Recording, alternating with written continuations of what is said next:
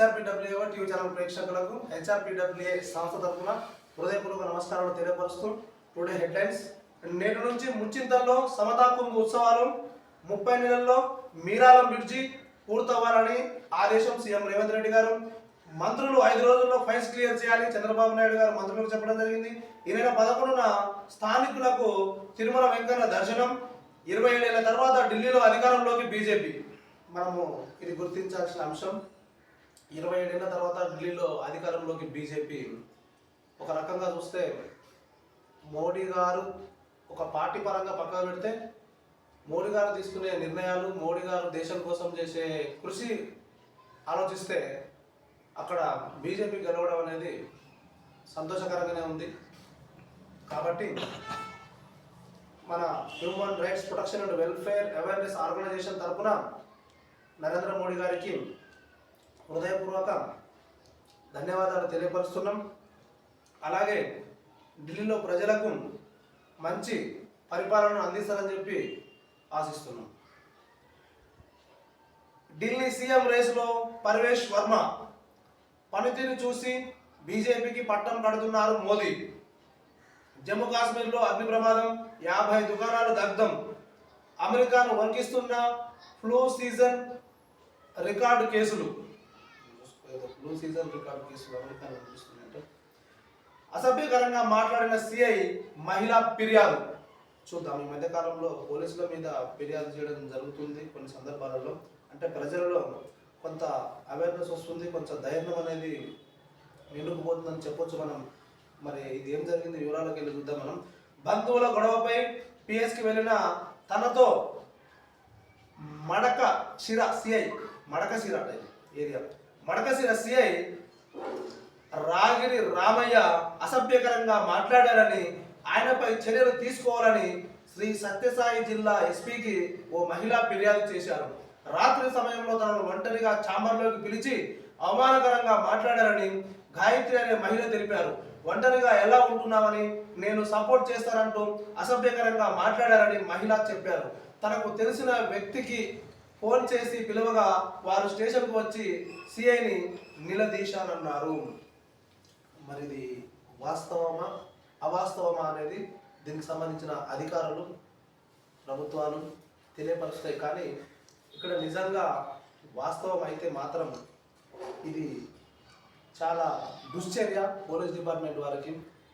మనం గతంలో కూడా చెప్పినాం, చట్టాన్ని రక్షించే స్థానంలో ఉన్నారు వాళ్ళు. రక్షణ కల్పించేది పోయి అలాంటి రక్షణ కలిగించకుండా వీరి వల్లనే వారి రక్షణకు ఇబ్బంది అయ్యే సిచ్యువేషన్స్ మనం ఎన్నో చూస్తున్నాం సమాజంలో. అందులో ఒక భాగంగా ఇక్కడ కూడా మరి ఆ రాత్రి సమయంలో ఒంటరిగా మహిళను పిలిచి మరి వారు అసభ్యకరంగా మాట్లాడారని చెప్పి మహిళ ఆరోపణలు చేస్తున్నారు. మరి దీని మీద పోలీసు వారు ఖచ్చితంగా ఇన్వెస్టిగేషన్లో ఎలాంటి అవాంతరాలు లేకుండా నీతిగా, నిజాయితీగా, ధర్మంగా మన వర్గానికి సంబంధించిన మనిషి, మన పోలీస్ మనిషి కాబట్టి మనం కాపాడుకోవాలనే ఆలోచనలు లేకుండా ఇన్వెస్టిగేషన్ చేసి తప్పుని తప్పు, రైట్ని రైట్ అనే విధంగా ఈ యొక్క ఫిర్యాదు సంబంధించిన వివరాలను ముందుకు తీసుకెళ్ళి ఇందులో చట్టపరమైన న్యాయం చేయాలని చెప్పి నేను ఈ యొక్క ఫిర్యాదును ఇన్వెస్టిగేషన్ చేసినటువంటి పోలీసు వారికి హ్యూమన్ రైట్స్ పీడబ్ల్యూఎస్ సంస్థ తరఫున తెలియపరుస్తున్నాం. కంచికచెర్ల పరిటాల గ్రామంలో దారుణ ఘటన. అమృత స్థాయి ఇంజనీరింగ్ చదివే విద్యార్థినిపై పలుమార్లు అత్యాచారం చేసిన గ్రామానికి చెందిన షేక్ గాలి షాహిద్, 25 సంవత్సరాలు అంటే ఇతనికి. షేక్ గాలి సైదా అనే పెయింటర్ విద్యార్థినికి పరిచయం. వీడు ఒక పెయింటర్, ఒక విద్యార్థినికి పరిచయం అయ్యాడు. వీడియోలు తీసి భయపెట్టి తన స్నేహితుల ఇద్దరి కూడా కోరిక తీర్చాలని పలుమార్లు అత్యాచారం చేసిన ఘటన. ఫిర్యాదు మేరకు విచారణ చేపట్టిన పోలీసులు 2 వ్యక్తులను అదుపులోకి తీసుకున్నారు. ఒక వ్యక్తి పరారి. ఈ మధ్యకాలంలో ఈ సిచ్యువేషన్స్కి మనం బాగా చూస్తున్నాం.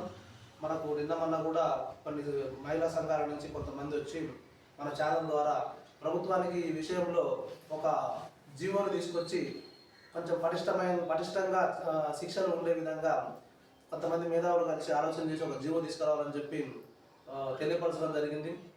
కనుక ప్రభుత్వాలు ఈ విషయంలో, కేంద్ర రాష్ట్ర ప్రభుత్వాలు ఒకసారి దృష్టి పెట్టి చర్యలు తీసుకుంటే బాగుంటుందని చెప్పి మన human rights protection and welfare awareness organisation తరఫున మేము కేంద్ర రాష్ట్ర ప్రభుత్వాలకు కూడా విజ్ఞప్తి చేస్తున్నాం. ఆర్బిట్స్ పోలీస్ స్టేషన్ సిఐ నరసింహపై హైదరాబాద్ పోలీస్ కమిషనర్ కు ఫిర్యాదు చేసిన సిఐ భార్య సంధ్య. ఇంత దారుణం, ఇక్కడ పోలీస్ డిపార్ట్మెంట్ లో ఉండుకుంటూ కూడా హైదరాబాద్ భార్య ఒక సిఐ మీద ఫిర్యాదు చేసిందట. చూద్దాం ఎందుకు ఫిర్యాదు చేసిందో చూద్దాం. ఇక్కడ అదనపు కట్నం కోసం మానసికంగా శారీరకంగా చిత్రహింసలు పెడుతున్నారని కమిషనర్ దృష్టికి తీసుకెళ్లిన బాధిత మహిళ. ఒక పోలీస్ డిపార్ట్మెంట్ లో ఉండుకుంటూ ఈ విధంగా అదనపు కట్నం కొరకు భార్యను వేధించడానికి ఇంగిత జ్ఞానం ఉండాలని చెప్పి చెప్తున్నాం మనము. ఇది వాస్తవం అయితే మాత్రం అతడు నిజంగా ఈ దేశానికి ఒక చిడపురుగు లాంటి వాడు అని మనం చెప్పొచ్చు. ఇక మిగతా విషయాలు చూద్దాం. పెళ్ళై 12 ఏళ్ళు అవుతుందని, తనకు 2 పిల్లలు ఉన్నారని, అదనపు కట్నం తీసుకురావకపోతే రెండో పెళ్లి చేసుకుంటానని బెదిరిస్తున్నాడని ఆవేదన. చూసిన ఎంత దుర్మార్గము. గతంలో పాప పుట్టినప్పుడు 1,00,000 డబ్బులు, తులం బంగారం తీసుకున్నాడంటున్న భార్య.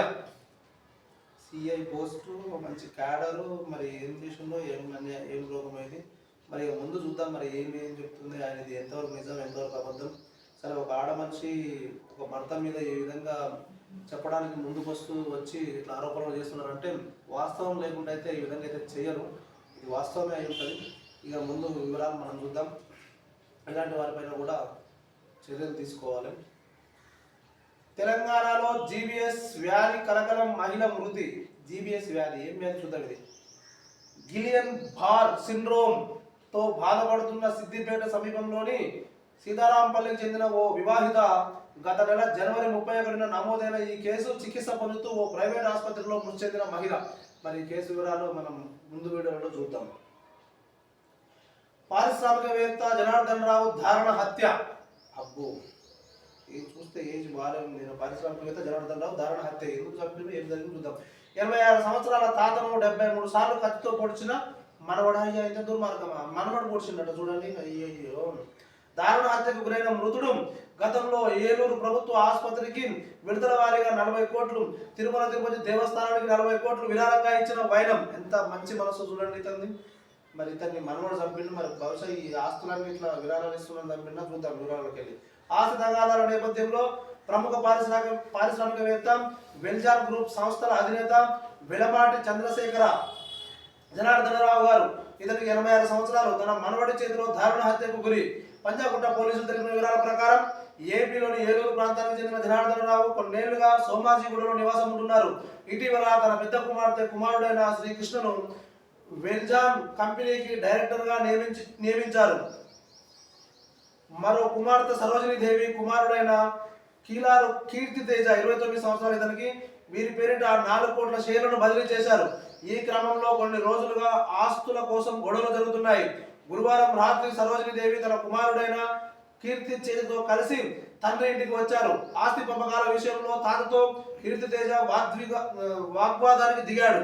తండ్రికి టీ తెచ్చేందుకు సరోజిని దేవి ఇంట్లోకి వెళ్ళగా ఇదే అదునుగా కీర్తి తేజ తన వెంట తెచ్చుకున్న కత్తితో తాతను 73 సార్లు పొడిచాడు. అంటే వీడు ముందే ప్రిపేర్ అయ్యొచ్చు ఇక ముసలోని చంపాలని చెప్పి. మరి తల్లికి కొంచెం జ్ఞానం ఉండాలి. మరి తన తండ్రి ఇక్కడ చూస్తే కొడుకు, మరి ఏది ఏమైనా కూడా వాడు చంపడానికి ప్రిపేర్ అయ్యి వచ్చిందంటే ఈ విషయం కూడా తల్లికి తెలిసే ఉంటుంది. ఆస్తి కోసం ఇంత దుర్మార్గంగా ప్రవర్తించడం అనేది చాలా తప్పు.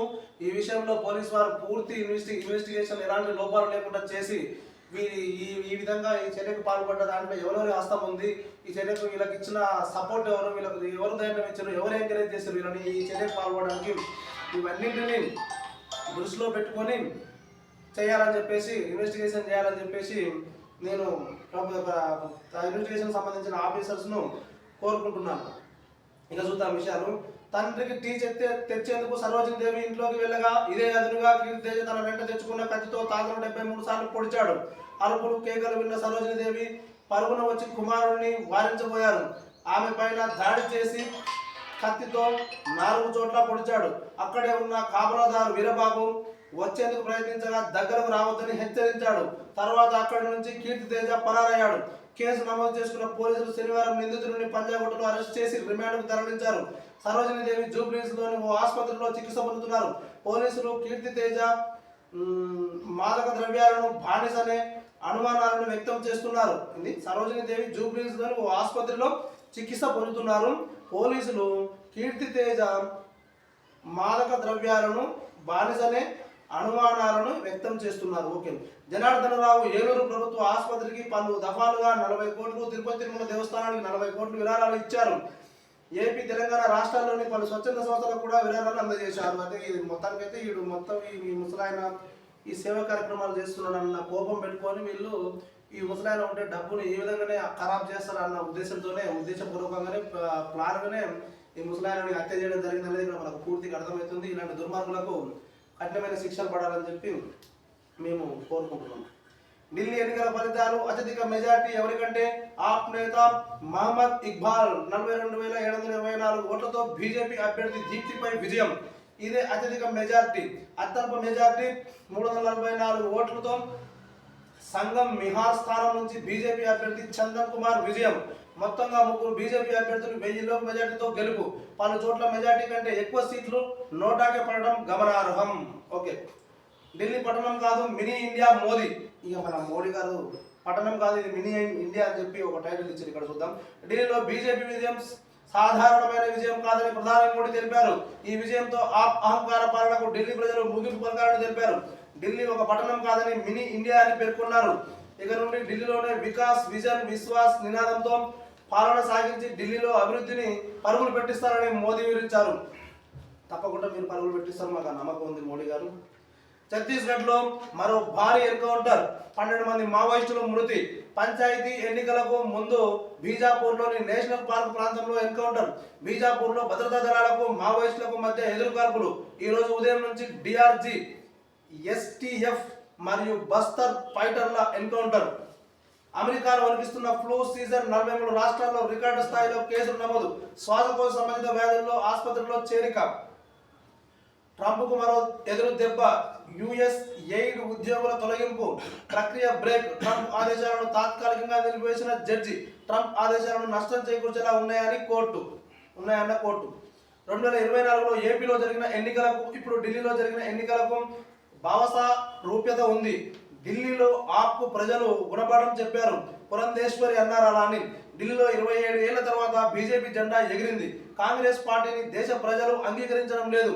కేంద్రం సహకారంతో ఏపీలో రోడ్డు నిర్మాణాలు చేపడుతున్నాం పురంధేశ్వరి. ఢిల్లీ సీఎం పదవికి అతిశి రాజీనామా. లెఫ్టినెంట్ గవర్నర్ కి రాజీనామా లేఖ అందజేసిన ఆతిషి. వాట్సాప్ గ్రూపుల్లో పోలీస్ అడ్మిన్ కావాలని కొంతమంది ఫేక్ మెసేజ్లు వస్తున్నాయి, జాగ్రత్త. ఫేక్ మెసేజ్లు ఎలా ఉంటాయో చూద్దాం. పోలీస్ అడ్మిన్ పేరుతో మెసేజ్ వస్తుంది. గ్రూప్ లో ఉన్న వారిని తప్పుగా మాట్లాడితే అరెస్ట్ చేస్తామని బెదిరిస్తారు, డబ్బులు డిమాండ్ చేస్తారు. ఇలాంటి మెసేజ్లు వస్తే ఏం చేయాలి? మెసేజ్ ని నమ్మవద్దు, మెసేజ్ ని రిప్లై ఇవ్వవద్దు, మెసేజ్ ని డిలీట్ చేయండి, గ్రూప్ లో ఉన్న ఇతరులకు తెలియజేయండి, పోలీసులకు ఫిర్యాదు చేయండి. పోలీసులు ఎందుకు హెచ్చరిస్తున్నారో చూద్దాం.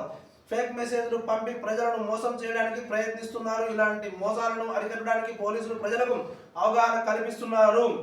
ఫేక్ మెసేజ్ల గురించి మరింత సమాచారం కోసం మీరు పోలీసులను సంప్రదించవచ్చు. సైబర్ నేరాలకు సంబంధించిన ఫిర్యాదుల కోసం పోలీసులు ఎందుకు హెచ్చరిస్తున్నారు? సైబర్ నేరాలకు సంబంధించిన ఫిర్యాదుల కోసం జాతీయ హెల్ప్ లైన్ నంబర్ 1930, ఇది 24 గంటలు అందుబాటులో ఉంటుంది. బాగా గుర్తుంచుకోండి. సైబర్ నేరాలకు సంబంధించింది జాతీయ హెల్ప్ లైన్, ఇది 1930, 24 అవర్స్ అవైలబుల్ ఈ నెంబరు. అంతేకాకుండా మీరు cybercrime.gov.in వెబ్సైట్లో ఆన్లైన్లో కూడా ఫిర్యాదు చేయవచ్చు. మీరు నిర్దిష్ట రాష్ట్రం లేదా నగరం కోసం సైబర్ క్రైమ్ పోలీస్ స్టేషన్ నంబర్ను కోరుకుంటే దయచేసి నాకు తెలియజేయండి. పోలీసు వాళ్ళు ఎంత సహకరిస్తున్నారు ఈ సైబర్ నేరాలకు గురి కాకుండా. కానీ ప్రజలు అప్రమత్తంగా ఉండట్లేదు. పోలీసు వాళ్ళు చెప్పినటువంటి మాటలను దృష్టిలో పెట్టుకొని ఖచ్చితంగా వాటిని ఫాలో కావాలి. అయితే కనుక ఇలాంటి మోసాలు చాలా అరికట్టవచ్చు. దయచేసి మనము పోలీసు వారికి మనం సహకరించి మనల్ని మనం కాపాడుకుంటే బాగుంటుందని చెప్పి నేను తెలియపరుస్తున్నాను ప్రజలందరికీ. తెలంగాణ బీసీలో ముదిరాజులే టాప్, జనాభా పరంగా అగ్రస్థానం. తర్వాతి స్థానాల్లో యాదవ్, గౌడ, మున్నూరు కాపు, పద్మశాలిలు. కులగణన నివేదిక తేల్చిన లెక్క. అగ్రకులాల్లో 2వ అగ్రతాంబూలం. తెలంగాణలోని బీసీ జనాభాలో ముదిరాజులు సంఖ్యాపరంగా అగ్రస్థానంలో ఉన్నారు. విశ్వసనీయ వర్గాల సమాచారం ప్రకారం రాష్ట్రంలో ముస్లిమేతర బీసీ జనాభా 46.25% ఉన్నట్లు ప్రభుత్వం నిర్వహించిన కులగణన సర్వేలో తేలింది. ఇందులో 24.9% మంది అంటే సగానికి పైగా జనాభా 5 సామాజిక వర్గాలకు చెందిన వారు ఉన్నారు. ఆ 5లో ముదిరాజ్ వర్గానికి చెందిన వారు సంఖ్యాపరంగా అగ్రస్థానంలో ఉండగా యాదవ, గౌడ, మున్నూరు, కాపు, పద్మశాలి సామాజిక వర్గాల వారు తర్వాతి స్థానంలో ఉన్నారు. ఈ 5 సామాజిక వర్గాల జనాభా రాష్ట్ర జనాభాలో 24.9% మీద ఉన్నట్లు సమాచారం. ఈ లెక్క ప్రకారం ముస్లిమేతర బీసీలో ఈ 5 సామాజిక వర్గాలను మినహాయిస్తే బీసీ జనాభా 21.35%. 2014లో అప్పటి ప్రభుత్వం నిర్వహించిన సమగ్ర కుటుంబ సర్వే లెక్కల్లో పోలిస్తే ఈ 5 సామాజిక వర్గాల జనాభా 2%కి పైగా పెరిగినట్లు కులగణన సర్వేలో తేలినట్లు ప్రభుత్వ వర్గాలు చెబుతున్నాయి. ఈ 5 సామాజిక వర్గాల జనాభా ఇక చూద్దాం.